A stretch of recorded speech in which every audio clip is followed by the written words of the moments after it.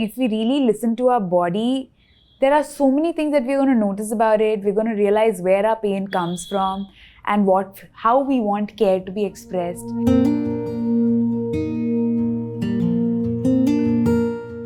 I must also develop a personality that is very assertive and very, very about myself, because nobody is going to advocate for me better than myself.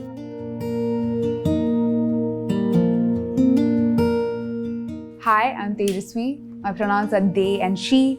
And I identify as a person who lives with a cat. That's my introduction.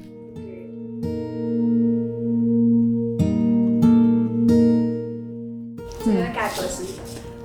I am a person who lives with a cat. I love all animals, but right now I live with a cat. So that's it's become very integral to my personality and my identity, because especially during the lockdown, my cat was probably the most consistent living being that I had interaction with outside of myself. So that kind of has now become a very core aspect of me.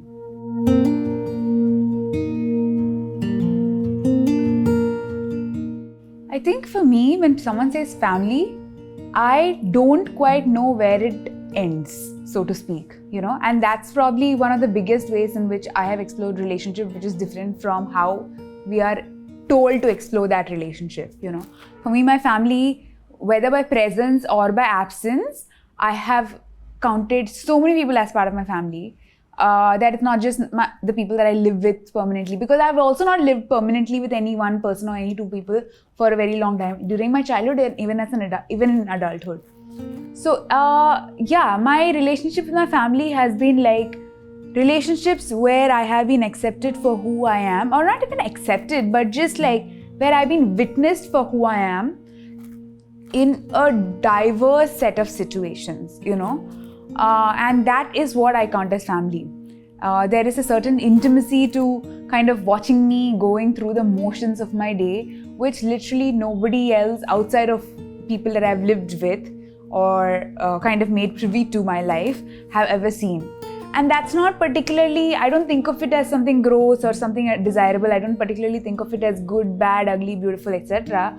I just think of it as me kind of going through life without really being aware of another person. And for me, that is a kind of familial intimacy. So that is what I consider as family. My relationship with my family has always been alive. And that is the most interesting part of me. Because of course, I've been alive for 30 years now, and I have always been able to discover and explore parts of myself that have come alive with time. And for me to have a continuous relationship with people who I call family for all that period of time, it has just been like, are you going to be present to me and allow me to be present to you? Or are we going to have a certain kind of a dynamic which somebody has prescribed, which we don't even have? Because my family does not, when you think of family, my parents and me, or even between each other, they don't have that kind of relationship that is prescribed by law, socio-economic, whatever cultures and the narratives that are prevalent. For instance, my parents separated when I was 12 or 13, and honestly, they have been friends. Like once in a while, my dad lives with my mom. They're comfortable, and then she's like, okay, I've had enough, I want my own space. So he goes back to his place, and I think I just shared a very private aspect of their life, but it has really affected me, because for me, it kind of took the idea of a partnership, a couplehood, off the proverbial relationship escalator. Like after you're married, you can never go back. That's sort of an idea that is always peddled. I was honestly never even aware of it. I was just like, yeah, this makes sense. You all don't want to live together anymore. I just want to make sure I continue to have a relationship with either of them on my own terms, each of them on my own terms. But you all don't want to live anymore. How can I have a say in that? Why do you have to do anything for me? So I felt like they just de-escalated, so to speak, their relationship in the common parlance and common understanding of how a relationship should be and how it should progress. And that just made sense to me. So, but that's not at all how relationships work in the world outside of the home that my parents created for me and that we created for ourselves actually. So yeah, I think my family dynamics is just that we've all just been alive to each other. I'm like, okay, it sounds like my mother's needs have changed. It sounds like my father's needs have changed. It sounds like they have just spent so much time figuring out how to live together that they have realized that they cannot. And now they've realized that they want to be apart. And that just makes sense to me. And that made me realize that I also might have needs with different people. So when I turned like around 19, actually 17 or 18, I realized that I don't want to live with my parents anymore. I want to move out of my home. When you say, tell me about your relationship with my family, honestly, I'm like lost. I'm like, who exactly? So, and there are different other relationships that I had with other people who I call or called my family in the past that have also shaped me. For instance, my grandparents and how they showed up for me. None of them are alive anymore, but like the way they showed up for me made me feel like no matter who kicked me out of their lives, no matter who broke up with me, no matter who fired me, no matter who kicked me out of a house, whatever happened, I'm always going to have a place to call home with them, So there are all of these different relationships that I've had in my life that have kind of influenced me, and they've been very core to my identity from my childhood. So yeah, that's how.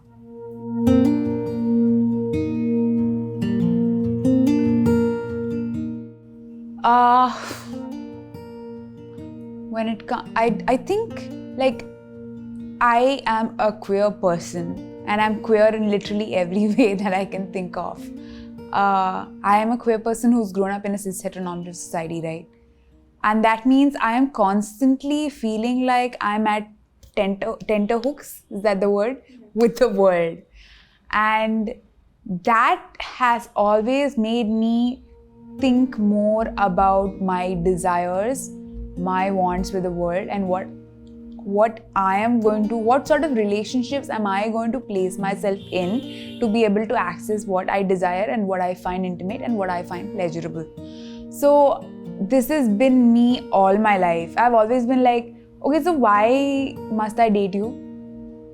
Because dating sounds like honestly quite dating the way we are shown, whether it was in the Archie's comics or whether it is on like TV or whether even in real life, in most of my friends' lives, dating sounds arduous, honestly. And I'm like, why must I do this? If you want to do this with me, like there has to be a very convincing reason why I must go through these motions, right? So I honestly avoided dating because it did not sound like something I wanted to do until I figured out what exactly I wanted. I did not want to hear what others wanted out of me. And that has always been who I am. Even as a kid, I feel like that's also what my parents taught me, because both of them have quote-unquote very strong personalities, and they try to put it on me. And I'm like, I'm not going to learn from what you are teaching me by telling me. I'm obviously going to learn from what you're showing me. And from both of you, I see that I must also develop a personality that is very assertive and very, very about myself, because nobody is going to advocate for me better than myself. So when I started doing that, I feel like a lot of people would just back off or find me too assertive, aggressive, all of these terms, right? So I realized that I'm not going to find a lot of these answers in the outside world. I'm going to find the questions within myself, and when I ask those questions, certain people will answer them in some ways that I resonate with. And when I was about 22 or 23, that is what led me to start this project on Medium. I started this project called Asexual Self, as in A in bracket, sexual self. So to talk about sexuality and to talk about sexual desire where there is a kind of absence of it, right? So I was just like, I am not feeling sexual desire the same way other people do. I don't feel attraction the way other people do. I do have libido. I'm definitely curious about this, but I'm not experiencing attraction the way it is kind of showed in media, the way my friends say they feel they have sexual or romantic attractions. I've never felt that. So I started thinking about asexuality. And then I think I just went on a couple of Reddit forums and basically on the internet where I've kind of grown up on. And I asked people, I was like, if you identify as asexual, I want to talk to you. And the more people who identify as asexual I spoke to, the more I realized that that was me. So I don't know if I answered your question, but like that's how I went about kind of finding out who I am. I think about what I question in other people's lives, because I question it not because I question why they do it, but I question why I don't relate to it or I do relate to it. So from there, I'm like, okay, cool. Now I do relate to this. Now let's take a step further. What about this? Do you all see this the same way? Or do we see it differently? Okay, cool. Where are the similarities? Where are the differences? And that's kind of how I've kind of built a sense of my own self, and what I want and what I want out of my relationships, right? So yeah, it's been a very conscious, deliberate journey because like I said, my parents kind of taught me to do that, to be a very conscious, deliberate person and say, the next step of your life, it's not written for you. You don't know where it is going to lead you to. You can, however, make certain choices and then be completely lost at sea and kind of learn how to swim or kind of learn how to stay afloat. And that's just the way I learned to live life. Like nothing is written for me. Nothing is predetermined. Nobody has told me what my life is going to look like. I'm going to have to make certain choices and I'm going to have to live with those consequences. So yeah, I don't know if I answered that question quite straightforward, but that's what came to my mind when you asked me that.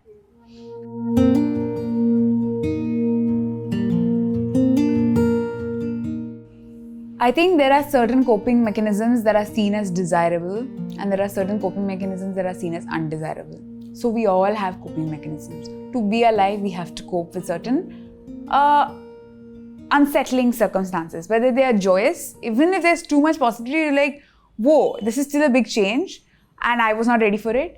Or if it's a negative circumstance and you're still like, okay, this is the really big change and I don't know how I'm going to deal with it, right? We all have coping mechanisms to move through the circumstances of life.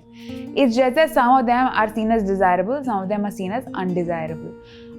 Yes, mental health care providers, psychology, psychiatry, all of that has definitely played a huge role in kind of classifying which of these are undesirable because they're seen as mental illness and what are seen as desirable because they are seen as mental health and healthy coping mechanisms, etc. Whatever is healthy, unhealthy, I think it is about your own pulse of yourself. What is healthy for me? Working out 6 days a week might be healthy for certain people, but it might be unhealthy for me because then it is really like I'm someone who can work out like 6 to 7 days a week, but it will completely take away from other aspects of my life because I'll become single-mindedly focused on that fact that hey, I have to work out today.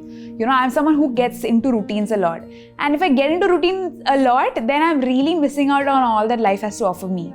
So I'm consciously also having to be like, okay, I will work out only 4 times a week at max.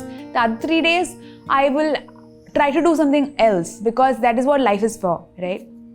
So this whole idea of what a healthy coping mechanism is, someone will be like, oh, I'm glad at least you're working out only, you're not drinking or you're not doing something else that they think is unhealthy. But for me, it's unhealthy because it gets me stuck in a rut and then I cannot really like move out of it. I cannot really think of, and as an autistic person, as someone who's neurodivergent, a routine I am so comfortable with routine. If everything can be routine in my life, I would stick to it.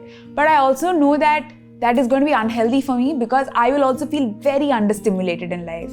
I'll be like, okay, this routine is great. I'm so comfortable. Then why am I feeling so understimulated? Because I probably have other neurodivergences beyond being autistic that also kind of leave me feeling understimulated. And I'm like, why am I even alive if I just have to live through routines? And when I don't have routines to rely on, I'm just like, I feel so unsettled. I feel like I'm not even in my body. I'm not even like grounded and things like that.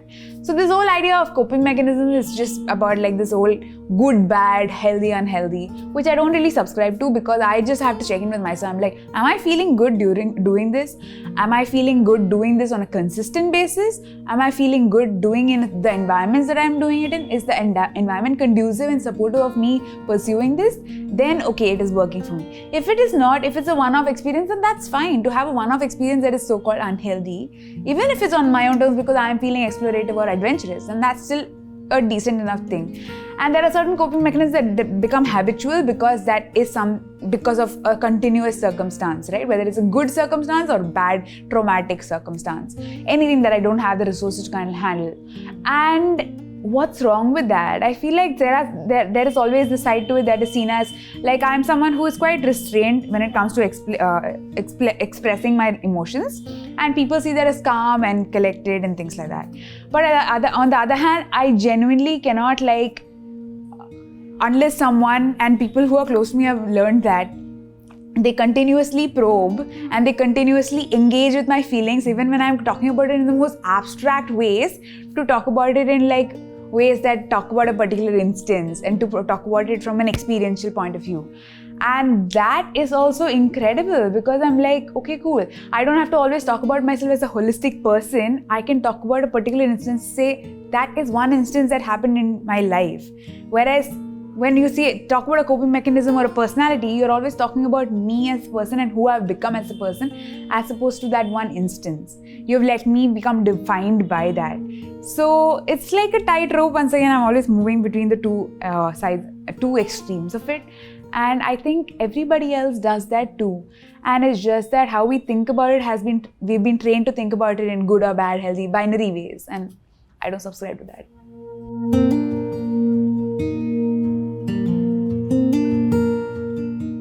Self-care for me has been like finding my way back to be rooted in my body, because for the longest time I am someone who kind of lives in my body. I'm not someone who can articulate my emotions in words, call it alexithymia or whatever.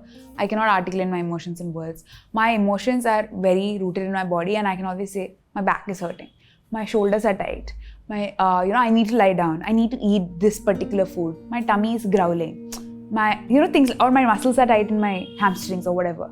That's the way I talk about my feelings. And self-care for me has been creating a space for that. And one way I do that is by being alone, being in solitude. And when I say being in solitude, I always also allow some other beings into my space, like my cat, my cousins, some friends sometimes, but mostly like it's just me and my cat in my solitude, and in a space that I call home, that both of us are comfortable, because my cat is a being that has to be very comfortable. So I know that when both of us are comfortable, both of us are at home, and that is where I find solitude. And when I'm in solitude, I also am very attuned with my body, and I don't have to mask, because as an autistic person, I've constantly been forced to mask. For instance, I would always be expected to wear collared shirts to school, and I am so uncomfortable with collared shirts, except one off, when I'm wearing it on my own terms. I always felt like, okay, why am I wearing this every day? And then as an adult, I would have to wear like full pants or salwars, and I hate it. I hate wearing things around my knees, behind my knees, except like when I'm doing it on my own terms, right? So in all of these ways, I've been forced to kind of detach from my body, because I have to kind of just deal with it, because that's what is expected of me, and I don't really know if I can say no, because I'm constantly, in my students' diary, said it is compulsory. So I'm like, okay, if this is compulsory, then what is not, So I think for me to be attuned to my body is something. And then once I'm attuned to my body, once I'm in sync with my body, lots of different things come up. Sometimes I'm just like, maybe I want to use a massager. Or sometimes I'm like, okay, I want to eat something crunchy and something that is salted. And then my body gives me all the signals. It's like very, very specific. And then I'm like, okay, what is crunchy and salted? Okay, salted peanuts. Or like, I want to eat something soft and creamy. Then I'm like, okay, what is soft and creamy? Like, okay, froyo and like cheesecake. It's very what is spongy? So my body gives these signals. My body's like, this is what I want. This is what I want. And then my brain comes to shifts gear and like, okay, let me figure out what exactly fits this want, that these signals that my body is giving. So that for me is self-care. To just be listening to my body and nothing else and nobody else and no expectations. And yeah, that like just talking about it is like making me feel euphoric right now. But yeah, that's what is self-care for me.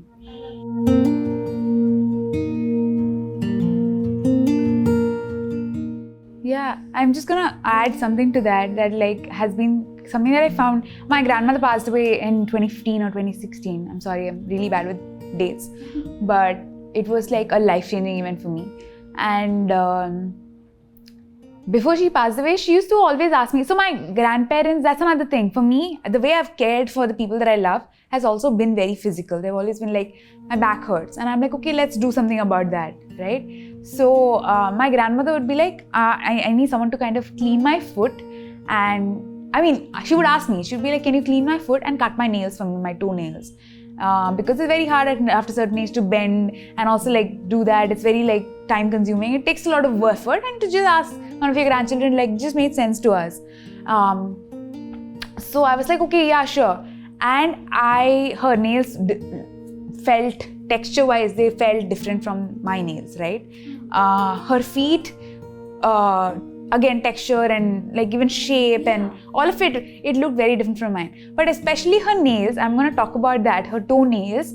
I used to cut it and it's so soft. Like it was like I'm cutting through some very soft thing. Whereas when I cut my nails, like crunch, crunch, crunch, crunch, right? And I was just like, I do not understand why your nails are so soft. And I don't understand like why you don't do something about it. And she's like, yeah, it's been like that only. It's been like that only. And after all these years, I was just reading something the other day about, I am obsessed, and I don't use that word lightly, with how fungal infection manifests in different parts of our body. And one random day, I just happened to read about how fungal infections manifest in your nails. And that is exactly how fungal infection manifests in your toenails. Like the nails kind of look a little white and they look a little patchy and they don't look clear like how nails are supposed to look, and they get soft. And after all these years, I figured out that she probably had a fungal infection that we never realized. We couldn't ever treat the fungal infection because we didn't even know that it was fungal infection. We just thought her nails had become like that because of age. Yeah. And that's the thing. If we really listen to our body, there are so many things that we're going to notice about it. We're going to realize where our pain comes from and how we want care to be expressed. And because of someone like her, she was so involved in a lot of other things. I feel like there was a lot of pain, a lot of like infections, a lot of things that were happening in her body which she did not have time to keep up with because there was so much other caregiving and other aspects of family life that she was so caught up in. And I always think back to that. I'm like, okay, she's no more, her nails don't grow, but like, I wish I had known it was fungal infection. Then I could have done more than just trying to scrub it for hours, you know. So yeah, like paying attention to your body because you literally exist in your body for that period of time that you're considered alive is so important to me. And it's so important to all of us, and we don't talk about it enough.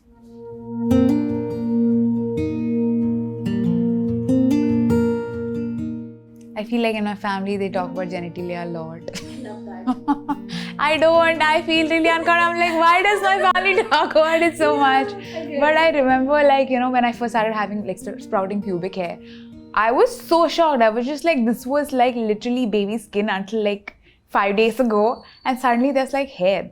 And I was like, I think I was around 10 and I remember it was dinner time and I was like, Ma, there's something I want to talk to you about. There's like hair there.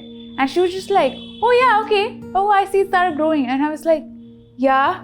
And she's like, yeah, it's normal, it grows. And I was just like, okay, thank God. And then she went into a whole spiel about like what it is called puberty and prepubescence. And I was like, I don't want to talk about this right now. Why am I always being bombarded with information? You know? Yeah. And like, that's my family. They're always trying to bombard me with information. I'm someone who gets overwhelmed with information unless I'm ready. You know, if somebody says, hey, I want to have a conversation with you, I'll be like, okay, I'll get back to you. And then we have the conversation when I'm ready.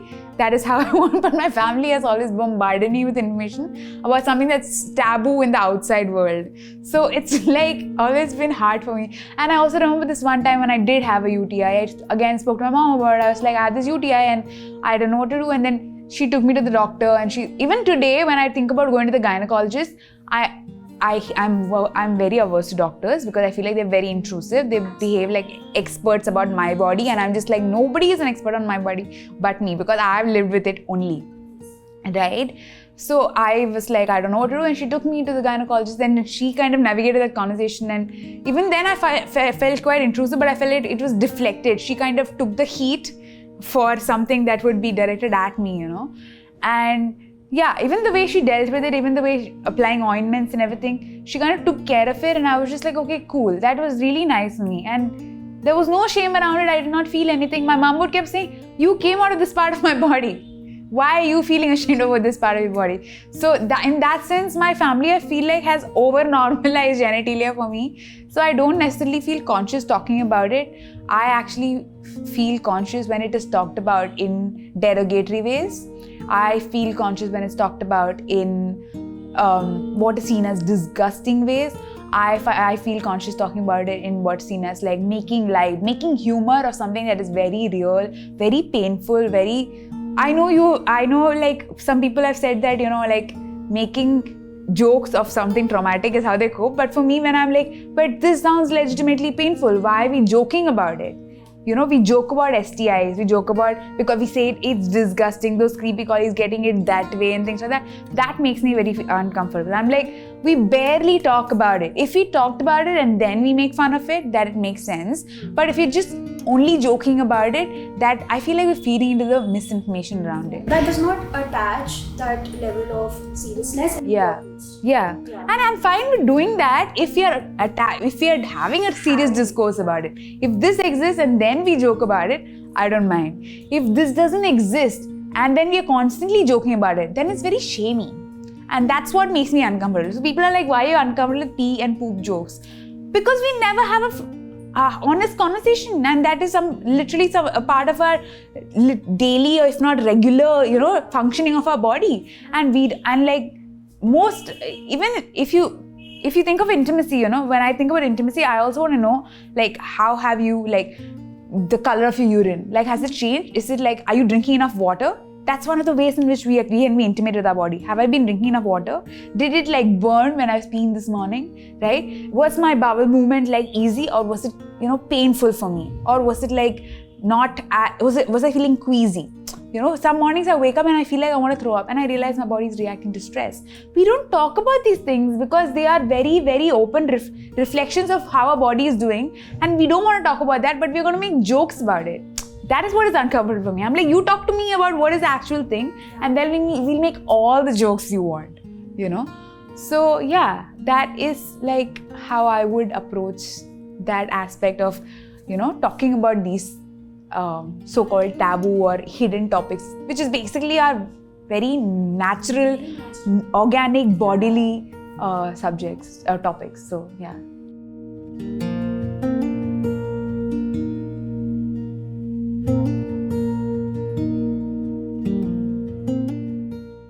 Like what you saw? Support us so we can create more empowering content for you. Like and share this video and subscribe to our YouTube channel.